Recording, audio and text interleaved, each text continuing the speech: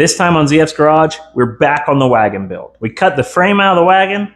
We've got a new frame built up. The upper and lower control arms are figured out. Engine and transmission cross members are in and welded. We really accomplished a lot in this episode, and I cannot wait for you guys to see it. Thanks for tuning in, and let's get started.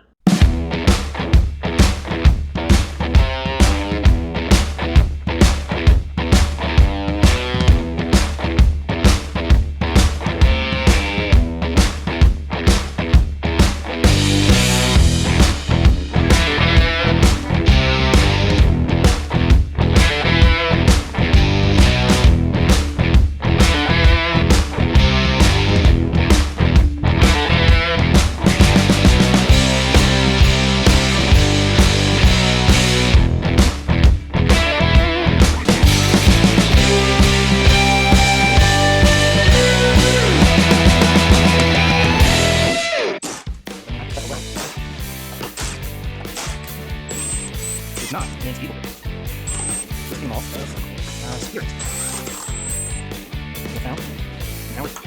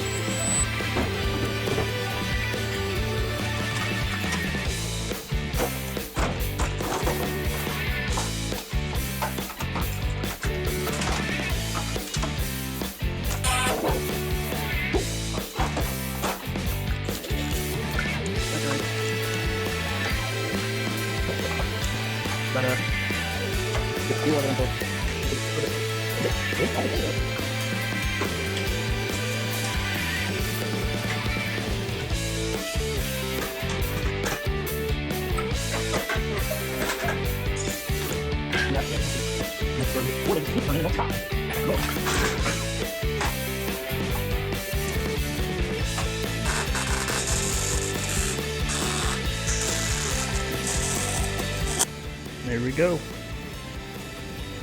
We've got our cross braces in.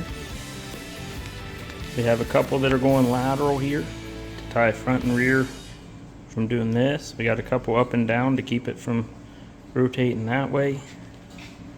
We got a big brace here to tie the nose together. I think I'm going to go ahead and I'm going to take out these towers. We're not going to be using them. The upper control arm's mounted through there. The shock's mounted through there.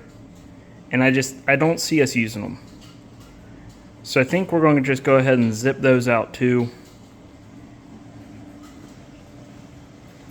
That'll give us a nice clean flush look all through here. Since our last episode, we have come a pretty far way. Now, I didn't do any long form content of what I've done here so far because, to be honest, I've never made patch panels. I've never built a frame. And there was just a lot of learning I was doing through that. And I don't really want to put information out there that worked for me that it may not work for everybody. I definitely have no worries that this is going to be structurally sound. Now I am going to go through and grind these weld down and put some really big welds through here just for extra penetration, make sure they're extra strong. And I'll be making some fish plates, which are going to tie across these angles and just give more structure to it, a little bit more rigidity. I didn't want to record all of this stuff because I had to figure out how to do it. And that's not a good time for me to be recording because I'm going to be focused on my process and not on the content. As you can see, this is all new frame. I cut it out to about right here. You can see a couple of these welds. There's still some welding I have to do down here as well as through here.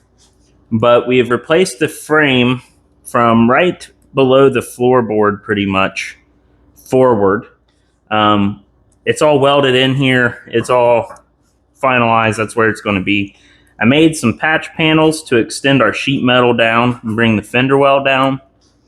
These big panels here are where the shock towers originally were for the car. So they actually went in several inches. And I figured why not go ahead and lop them out. We're not using them. It gives me more room in the engine bay.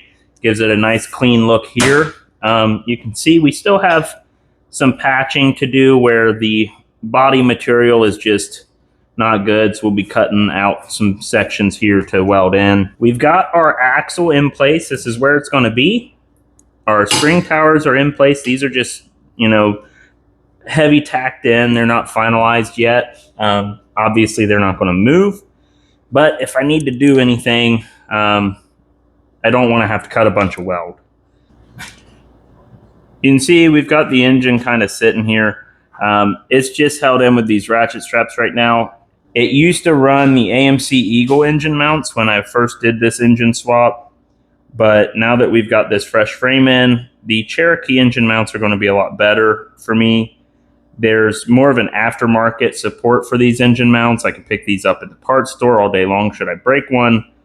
And you can't do that with the AMC mounts. Plus, the AMC mounts are huge. They take up so much more room. So we're going to be figuring out how to connect this to the frame here. You can see how much more room we have in this engine bay without the spring towers. It just really opened everything up. The brake booster was such a pain to get in and out with the towers in place, so I'm really glad those are going to be out of my way. Over here we've got more of the same. We've got that frame welded in, and this side is the reason we went to do this frame anyway. There was a big hole in the frame like right here. We got our radiator in place, our core support bracketry's thrown in. I just threw some angle iron in here. We'll be building something beefier up here when we go to do the bumper. So we've got that all kind of figured out. You can see there's not a ton of room between the fan and the engine. I'm pretty confident this is the right placement for the engine. We need to do some measurements to the transmission and everything, make sure it's good before we make up these mounts. Down here you can see we've got our upper and lower control arms on. See, I told you I got some more welding to do here. I need to make a real big fish plate to connect these two. We've got our frame extensions. They're also just heavy tacked in.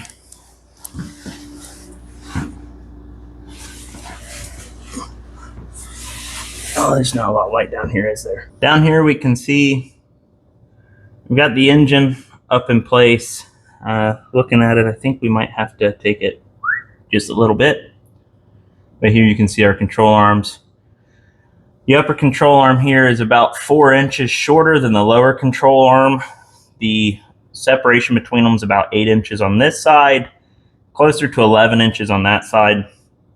I'd like to get the angle of them a little bit closer, but I think this is going to be about as good as it's going to get, really. I am probably going to move that mount a little bit. We'll see. But we can see from down here, everything's hard tacked in. We've got a pretty good idea. I think we're going to have to modify that transmission cross member because of this guy right here. It's going to interfere, so we're going to have to make some kind of loopy deal to allow the travel. We'll see. But that is where we are at currently. You can see there's some framework to be done here. I got to make some angles and whatnot there, fish plates, all that good stuff. But we are making progress. Let's go ahead and do some measuring for our engine mount size. Tape measure. So we've got the widest it can be is about 3 inches by about 4.5 inches. Well, that steering shaft is really going to have to change. That's all right though. So we can make our mount 3 inches by 4.5 inches. And that's going to be out of 1/4 inch plate steel. And then we're going to use this guy to bend up some 1 3/4 tube to run from the frame up to the engine mount. 2 days.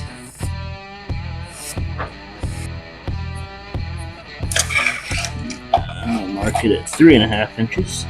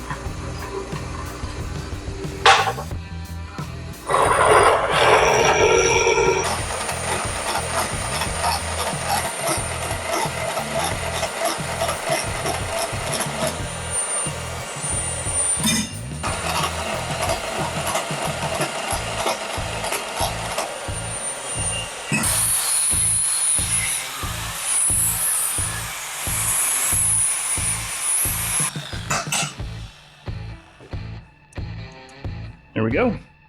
Engine mount number 1.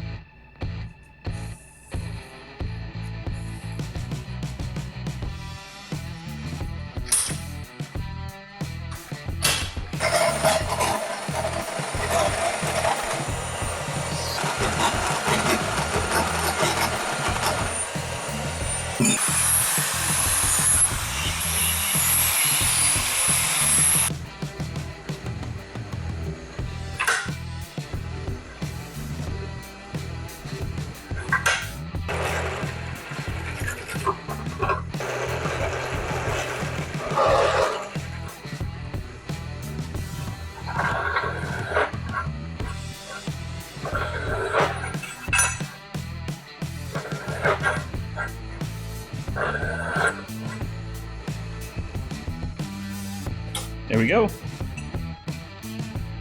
This one's a little funky looking, but they are the same, and they will work. These guys are 3.5 inches long, 4.5 inches long. So 2.25 inches is going to be our center point in one direction. So we'll go ahead and get that marked. 2.25. 2.25.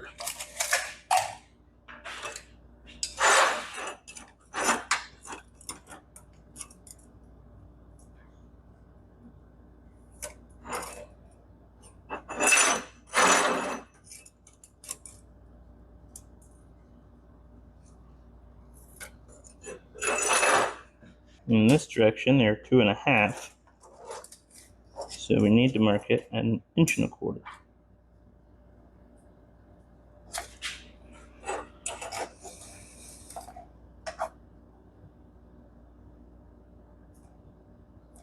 So if I'm splitting 1.75 inches, what is that?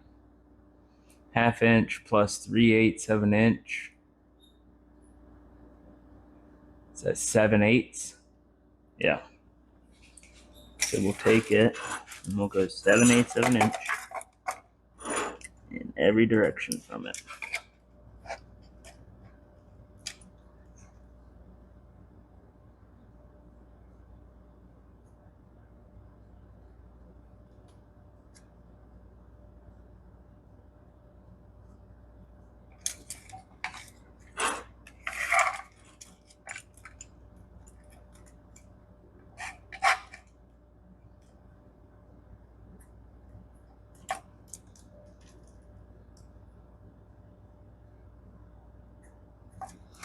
That should give me my center.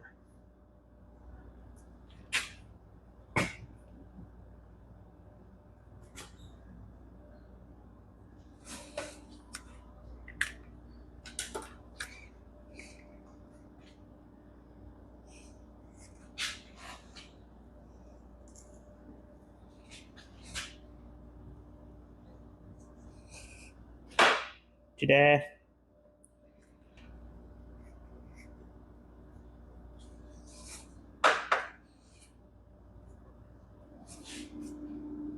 All right, now we need to go bend some tube. Let's bend a little bit of tube here. Now, I'm going to be completely honest with y'all. I have never used a tube bender. I don't know the first thing about it. I borrowed this one from a friend. He asked if I wanted a run through of how to do it. I said, nah, we'll figure it out. And yeah, that's where we're at. So we're gonna give it the gusto and hope for the best.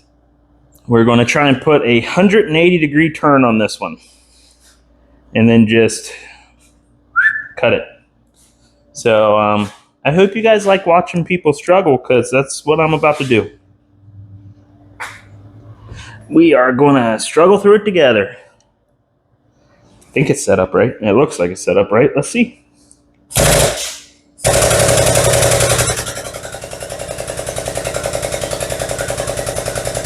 Go ahead and set our dial to 0.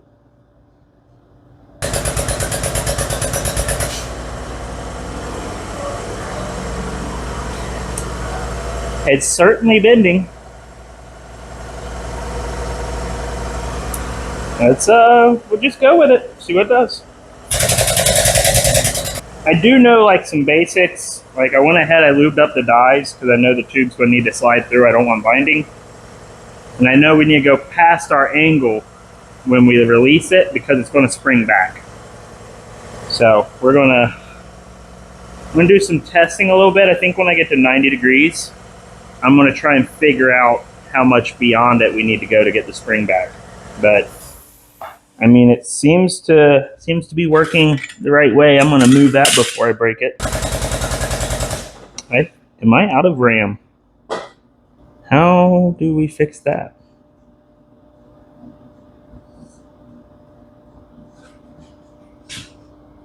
Okay. Okay. So I think you guys come along for this, okay? We're going to figure this one out together. I think, from what I'm seeing, is I should be able to release this pressure and move this pin in position on the die. Probably shouldn't put my finger in there. But I think I can move this pin to then get a new grip on it.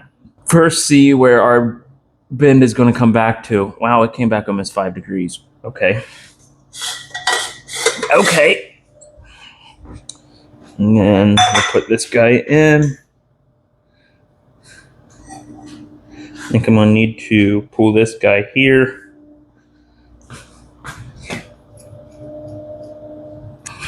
So get a little bit of tension off it.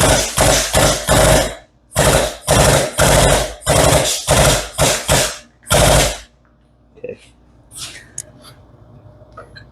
All right. Well, how does that come off of there?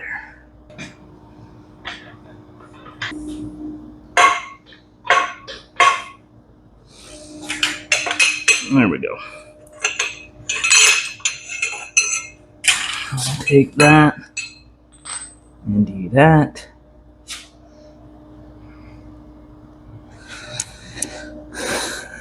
I'm going to keep bringing this down, or do I need to adjust some things here?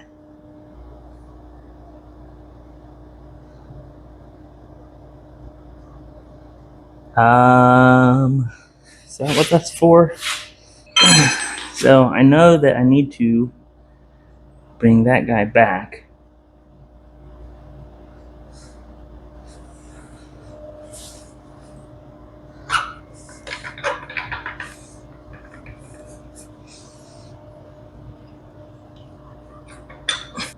We're making progress. We're having fun. Right? Are you guys having fun? I'm having fun. So does this piece here not have to come off every time, or what?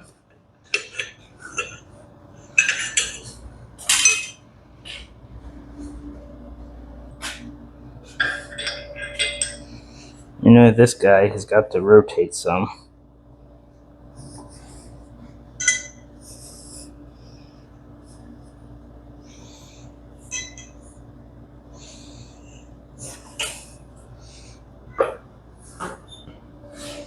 I might have to restart. Evidently, this shouldn't have come off. Should have stayed in place. But unfortunately, as I said, I've never used a tube bender. So we are learning.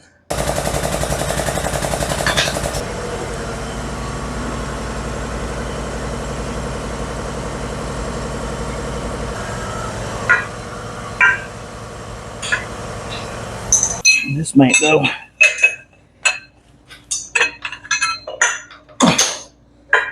Now again, I don't know how these work. I'm just going with it. I'm trying to figure it out as I go.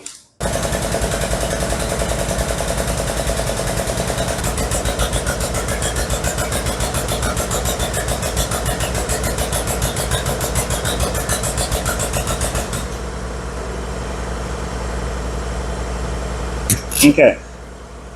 So, lesson learned when doing these angles, don't take this off. Never. This pin moves in the die. We're learning. Now to hope I didn't accidentally get it bent one way or the other while doing it.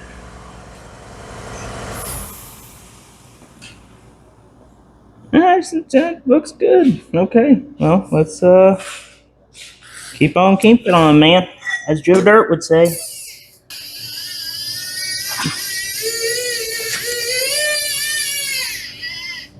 I think we're getting somewhere. I think we are getting somewhere. Tighten that up. Make sure we still got 80. 9 is not the right number. It needs to be 90.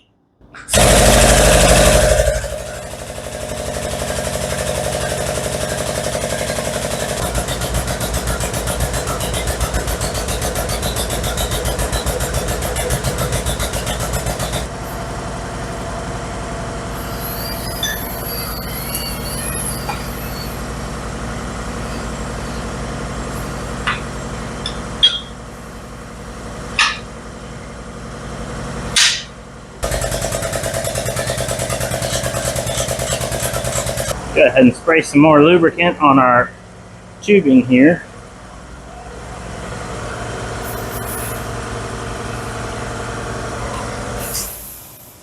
Yeah, I know.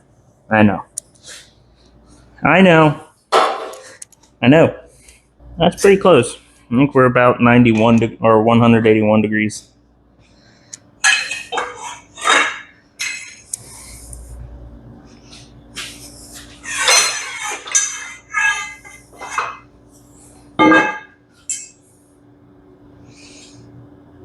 Yeah, it might be more than 181, but anywho, ta-da, it'll work for our purposes. Now we gotta cut it. I've got our 1/4 inch plate up here already. This is one of the braces we made to go down to the frame. I have put 2 lasers on the engine to make sure it's center of the car, and everything is setting up to look right. So now we will see how our fitment here looks. We got a good bend in it. We have plenty of room if we wanted here. We might try and clean this little edge here up a little bit. And then we need to be able to step it over far enough to put a piece of plate in behind this. I'd like to weld a plate onto the frame to distribute the pressure of it. So instead of it all being in this 1 3/4 circle, it would distribute it across a larger piece. So I think what I might do is go ahead and figure out a fish plate for right here and bring it back far enough for the engine mount to be able to be captured by it as well, and fish plate it. The fish plate kind of sort it out, and then we'll heavy tack it, heavy tack this, get everything mocked up, same with the other side, and then we'll see how everything is looking.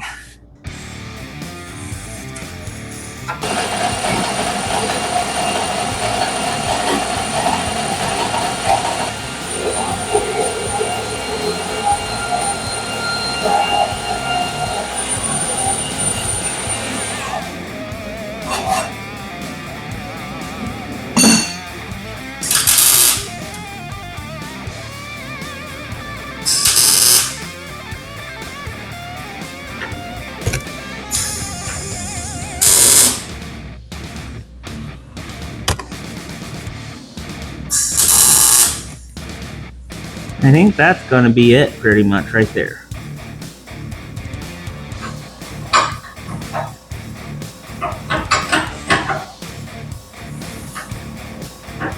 Did I speak too soon?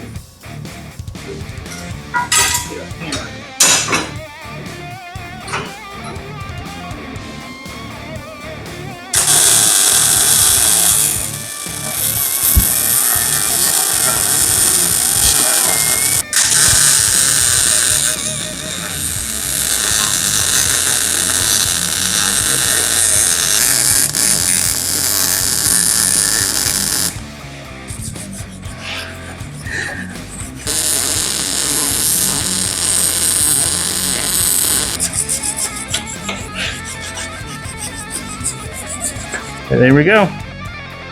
One fish plate engine mount done.